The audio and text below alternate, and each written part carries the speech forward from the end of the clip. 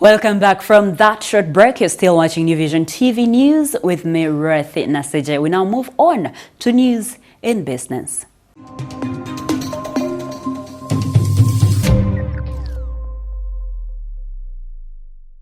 Tonight in business, Kampala Capital City Authority plans to introduce laws restricting heavy goods vehicles accessing Kampala City during the day to reduce accidents and congestion.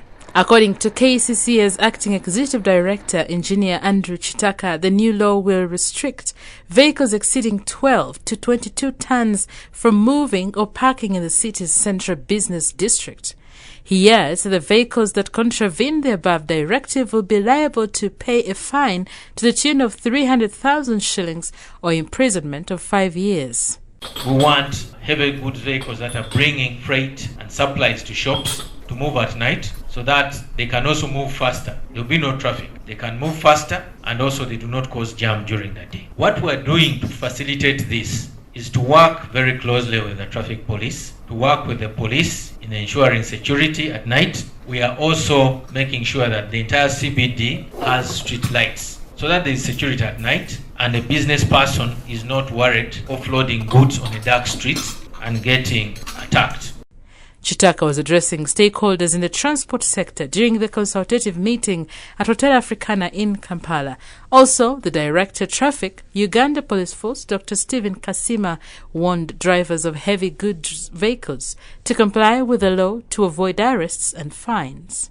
Trucks are destroying government infrastructure. You know, most trucks are overloaded in Kampala because there is no way bridge. And I called upon KCCA to consider introducing a way bridge that they used to have at the container village. And I also appealed to KCCA to put these fines on EPS because it will be difficult to take this port code because you will park them, you know what it means. The European Union is offering 14.7 billion shillings in grants for the improvement of coffee and cocoa quality in Uganda. The government aims to export 20 million bags of coffee annually by 2025. Each bag weighs 60 kilograms of coffee. Now, the National Coffee Bill says it will be an offence for any person found operating an unregistered coffee nursery, selling or distributing it. We talked to Paul Busharizi tonight to understand how all this will work. Paul Busharizi, the government, there's a national coffee bill in the offing. Mm-hmm. The grant comes on the heels of this. Mm-hmm. Are they related? Is the other influencing the other? Well, it's possible because the 14.7 billion shillings is intended to improve the farming practices around coffee, and to improve their post-harvest things to reduce the losses. Mm-hmm. But some of these things need to be done within a legal framework. So it's possible that the national bill will also enable that stuff to go. That was a clever move. Huh? It's possible. It's necessary. So what exactly are they targeting? Okay, first of all, the unique thing about Uganda is that easily 90% of our coffee comes from smallholders. So we don't have very many huge plantations of coffee. So they're targeting the smallholders to improve their farming practices and post-harvest management of the crop, because we get a lot of losses from the post-harvest management. Mm-hmm. You'd be able to assure quality if you have all your farmers registered. You know what acreage they are farming on, how many trees. Mm-hmm. If they need support, you know where to find them. Mm-hmm. You know, as it is now, I don't know where to find anyone. I can see there's a lot of coffee around, but I don't know where to find people. I might need to, for example, in cases like recently, a few years ago, we had a coffee wilt disease. Mm-hmm. You know, if you have everyone registered, you know where they are, you can tell them, people of this area, these are the precautions to take, and you have a mechanism of transmitting information to them. It's very important. We're in the 21st century. We can't keep doing things. Yes, Paul, I agree. I agree, but where is the problem? Where are farmers having issues with that? Well, because they're used to their freestyle. Freestyle. Whenever there's change, of course, there's always good people who have a problem. I mean, Well, so coffee growers out there, please be ready to receive this 14.7 billion in grants, only if you follow what the National Coffee Bill is saying. Thank you, Paul. You're welcome.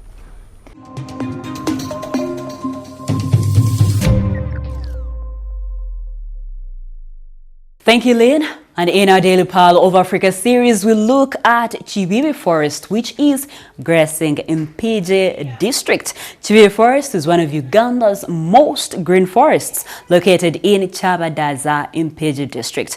This forest is separated by a highway, and both sides are next to a big swamp, also known as Chibibi Swamp. Just like many forests in Uganda, Chibibi is a habitat to many endangered species. Let's take a look.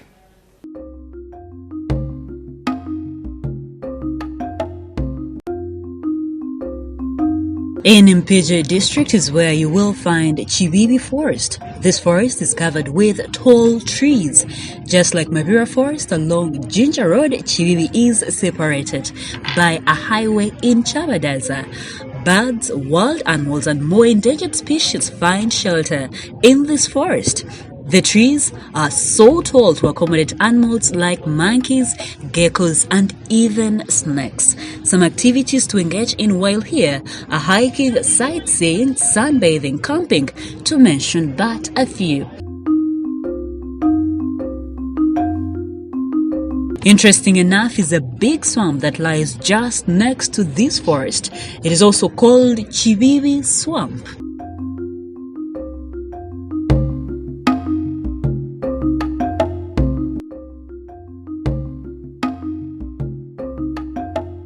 For more Pile of Africa series, visit our website, which is newvision.co.ug/Pile of Africa. A newspaper, The Sunday Vision, is also another home of adventures, so grab your copy every Sunday for Pile of Africa stories. We move on to our special report today.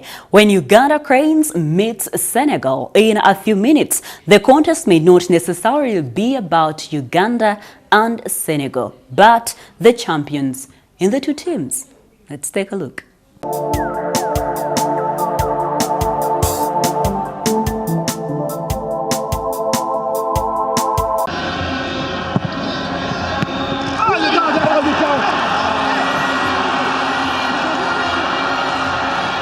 When Uganda Cranes meet Senegal in a few minutes, the contest may not necessarily be about Uganda and Senegal, but rather the champions in the two teams. The contest will be between two giants, Sadio Mane, who plays with Liverpool, and the winner of the Club Elites Trophy, the Champions League, and Africa's 2018 best keeper, Denis Onyango. While Mane is Senegal's most prized player, Uganda is also looking up to Onyango to do miracles and take us to the next level. Onyango has done wonders before, and all eyes are on him tonight. Uganda Cranes will be all out to try and rewrite more history when they battle Africa's best-ranked team, Senegal, in the 2019 Total Africa Cup of Nations round of 16 clash tonight. It's a case of a well-motivated side that won its last game 3-0 against a side that lost their last match in the competition 2-0 and also missed a training session in the week. Anyway, their source of grievance was sorted, and FUFA President Moses Magogo has made assurances. The focus now is on the pitch. The next target for the Uganda Cranes is not just the money that Magogo has promised, but the $2 million, 7.3 billion Uganda shillings available if the Cranes go to the next level. Senegal will be playing the third East African country at the same championship, having played Kenya and Tanzania in Group C matches. Senegal head coach and an African legend Aliou Cissé, who represented Senegal at the FIFA World Cup, hinted that he targets a slot at the quarterfinals but predicts an open mind when Senegal takes on Uganda Cranes. He praised the work done by the Uganda Cranes so far. Well, the Cranes have assured the country. The goalkeeper and captain Denis Onyango says his team is focused on the game against Senegal. Onyango urged the team to be lethal when chances come and also hopes the team gets the desired luck to win matches. Well, they deserve our support. Ugandans are wishing all the best for the Uganda Cranes.